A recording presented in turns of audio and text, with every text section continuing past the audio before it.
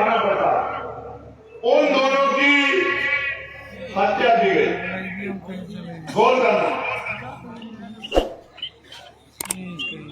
उनके बच्चे आंदोलन धरने में बैठ गए। हमारे deputy chief minister Keshav Prasad Maurya उनके घर आए और उनसे वादा किया कि 25 लाख रुपए की मदद करेंगे। और पुलिस ने भी वादा किया कि एक हफ्ते में खोल देंगे घटना। बच्चों को कहा धरने से उठ जाओ। आज तक उस घटना में कोई कार्रवाई नहीं। ये पुलिस व्यवस्था जो है उत्तर प्रदेश में चल रही है।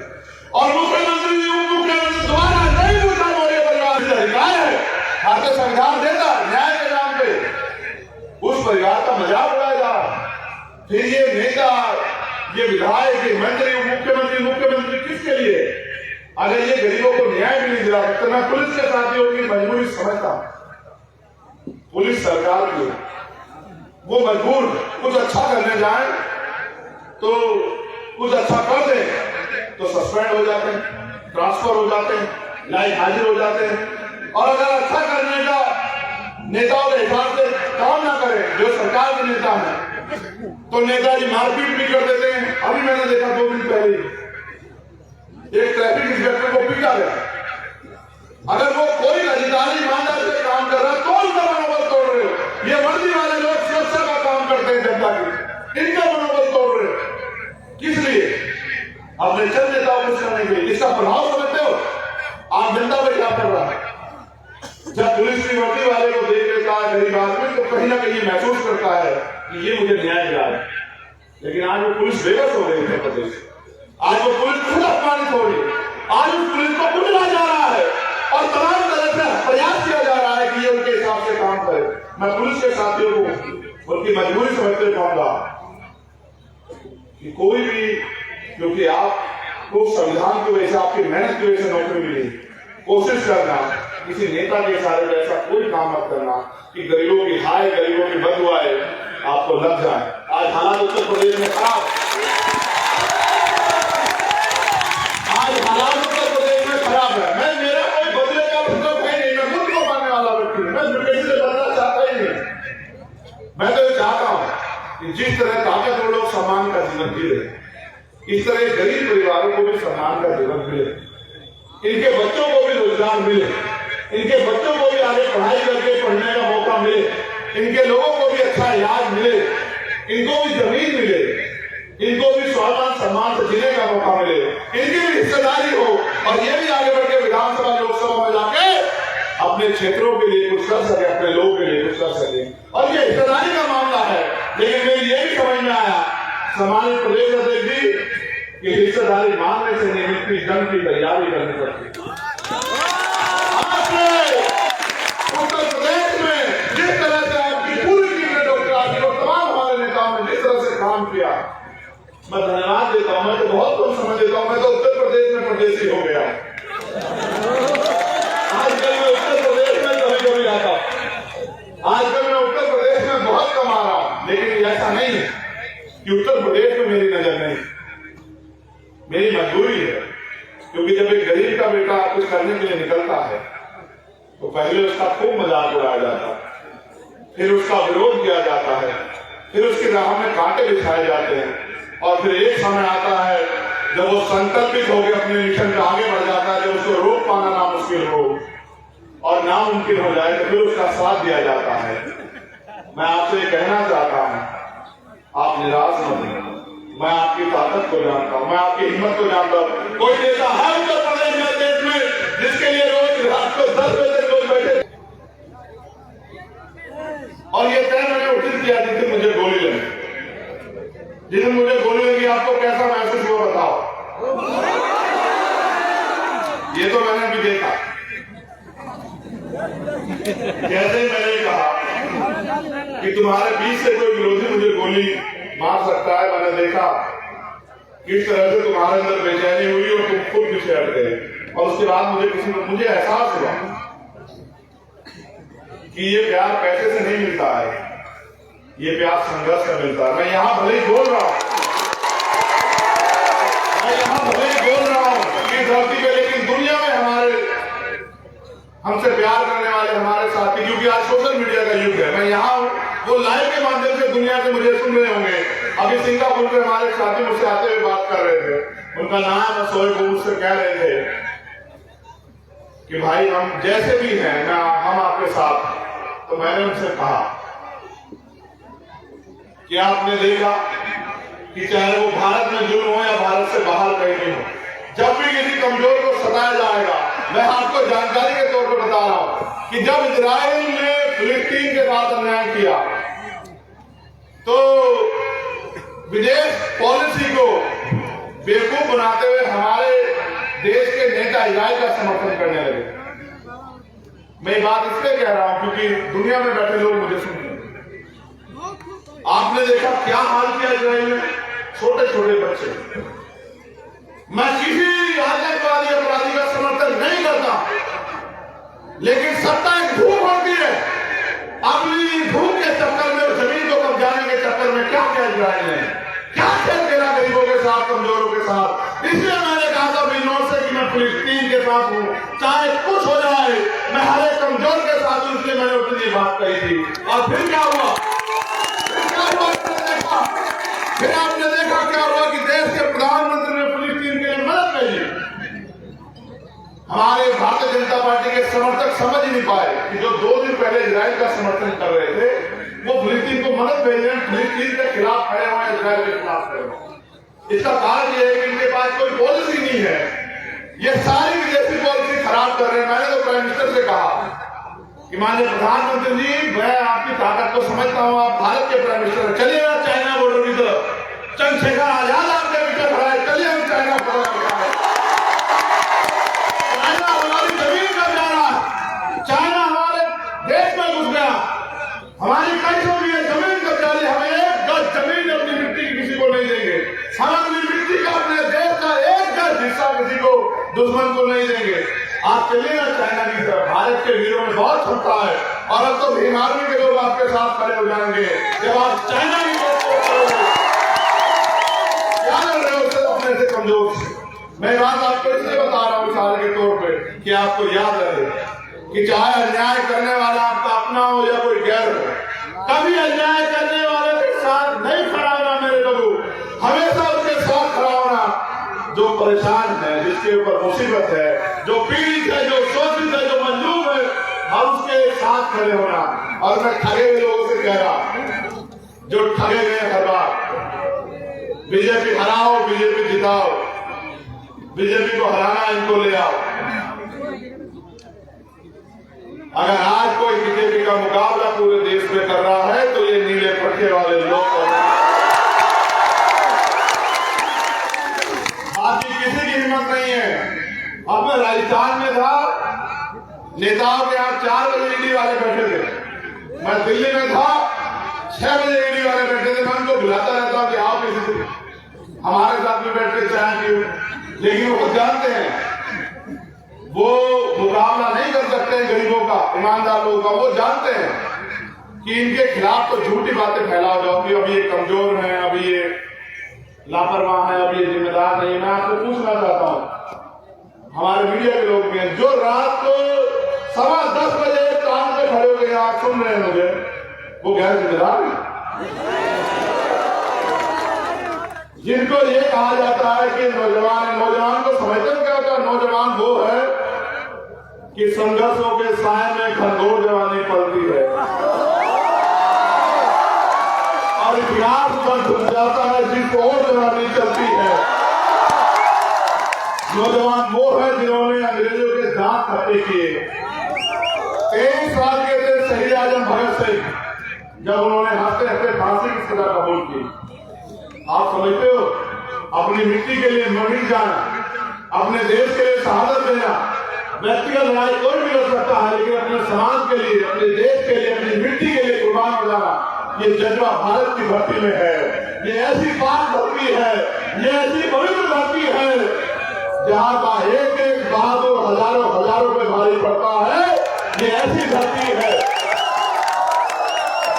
आज तो हाल ऐसे है कि जो इस मिट्टी को 5 बार सजदा करते हैं सुबह से लेकर शाम तक, उनसे सर्टिफिकेट मांगे जाते हैं देश के प्रति ईमानदार होने के। जो अपने ईश्वर को याद करने से पहले, अपने खुदा को याद करने से पहले 5 बार सजदे में इस देश की मिट्टी को सलाम करते हैं, उनसे सर्टिफिकेट मांगे जाते हैं। लेकिन जो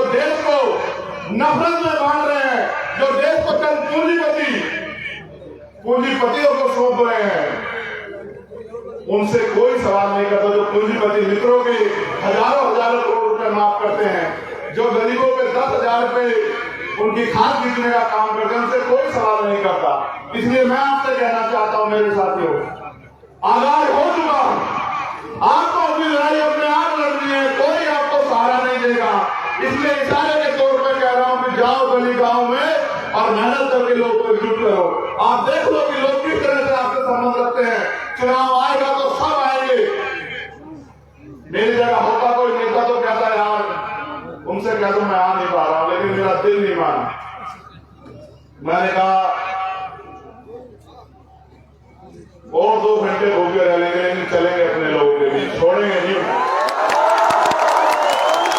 जब वो मेरे लिए पूरे दिन से बैठे हो सकते हैं तो मेरी क्या हिम्मत की मैं उनके बीच ना जाऊं। मैं वादा करता हूं कि दिसंबर के माह में लौटूंगा। और मैं आपसे भीम आर्मी आजाद समाज पार्टी के नेताओं से कहना चाहता हूं, समय किसी का इंतजार नहीं करता, रुकेगा नहीं समय। मेहनत करो, समाज इंतजार कर रहा है, कोई इनको बुलाने आए। समाज कभी बिकाऊ नहीं, समाज कभी कमजोर नहीं था। ये लोकतंत्र है, जिनका वोट होगा उनका राज भी स्थापित होगा, कोई रोक नहीं सकता। मेहनत करो। और जो लोग आज हमें कमजोर समझ के हमारी परमिशन कैंसिल कर रहे हैं, उन अधिकारियों से कहना चाहूंगा ये लोकतंत्र है। और अगर देखना हो तो मैं क्रिकेट बहुत देखता हूं।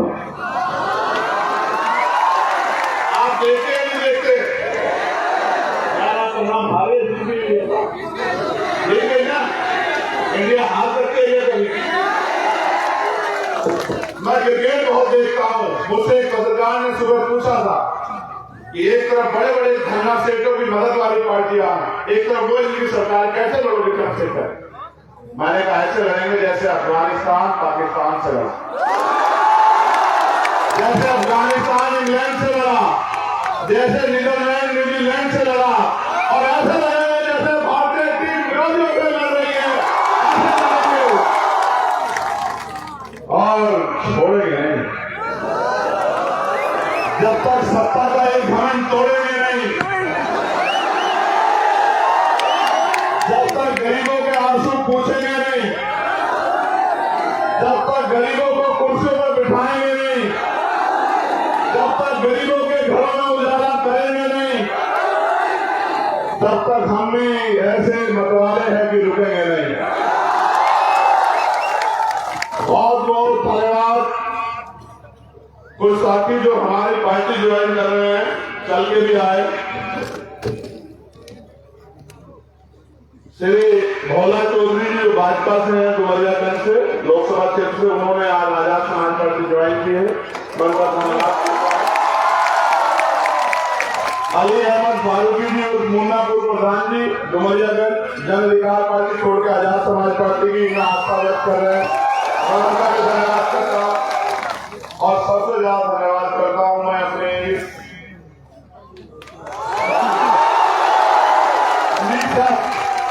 आपके लिए कोई शब्द नहीं है मेरे पास, कोई शब्द नहीं, कोई बात नहीं। मैं जब घर से चला था 2013 में, नहीं पता था क्या होगा, ये भी नहीं पता था कोई साथ देगा नहीं देगा।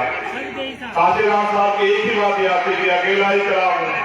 मंजिले जाने लोग मिलते चले गए और कार वापस आ गया। एक मैं और एक हमारे राष्ट्रीय अध्यक्ष जितेंद्र सिंह जी, और फिर एक आज ये समंदर है।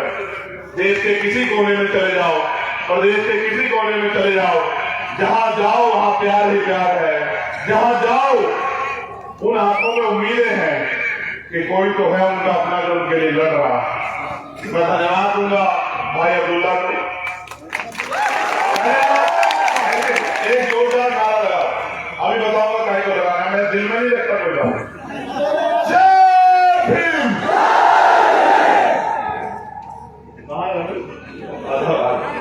मैं दिल में इसलिए नहीं रखता हूं, अभी ये दोनों बहुत मेहनत किया इन लोगों ने। अच्छा, ज्वाइनिंग वालों के नाम के लिए मैंने देखा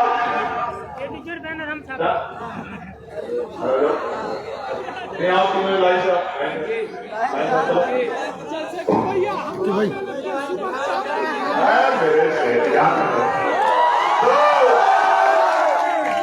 तुम लोग तो निराश नहीं हुए ना पूरे दिन में।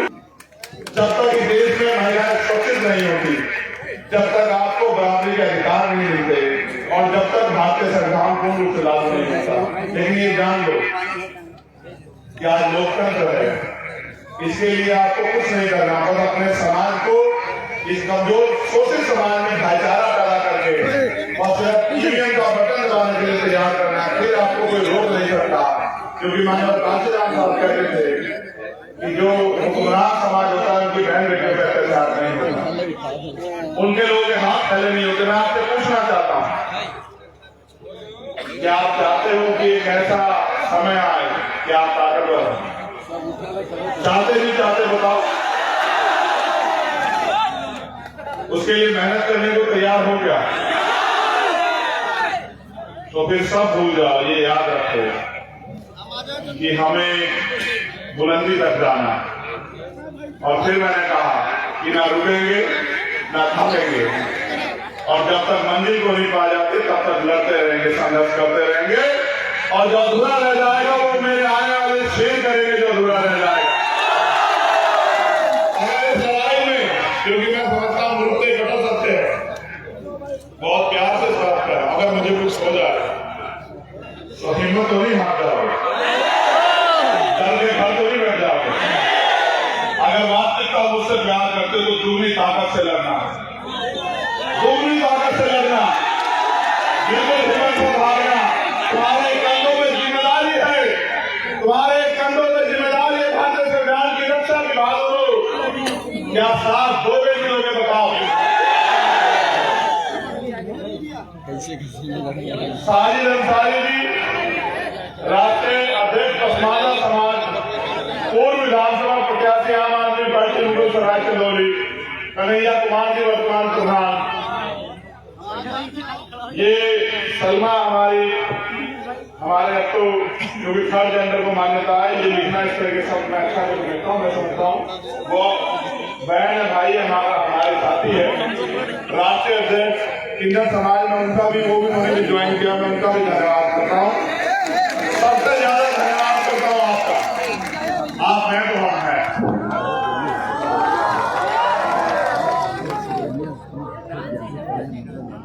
हाँ, सलमा जो ट्रांसजेंडर है, मैं तो कहूँगा कि वहां गया, जिनको भी व्यवस्था ने अपमानित किया उन सबको साथ लेके चलेंगे, तभी तो मानवता की बात आगे बढ़ेगी। बहुत बहुत धन्यवाद। और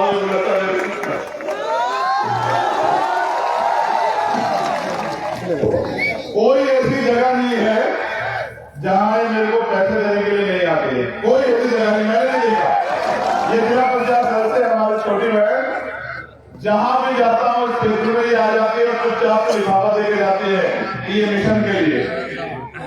आप समझ नहीं सकते हो धन्ना सेठों की पार्टी का मुकाबला हमारे लोग किस तरह से अपनी मेहनत से करते हैं। आप सबका बहुत बहुत धन्यवाद। जय भीम, जय भारत।